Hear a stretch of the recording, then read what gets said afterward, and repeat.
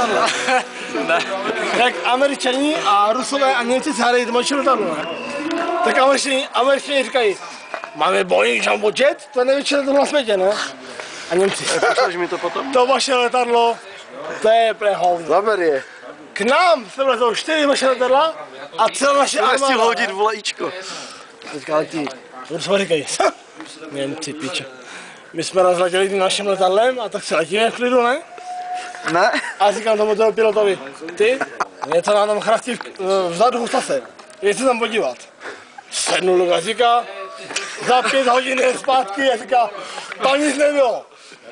Tak zase letíme 10 hodin v klidu, ne? Pohodě, pičo, mám to bál. Pičo, sednu do gazíka. Říká, hej, tam něco chrastí v pravém křídle.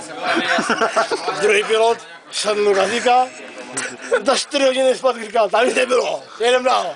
A letí dál. A ty byl říkal, ty, Ne, už. ale v tím levém křídle tam určitě něco bude.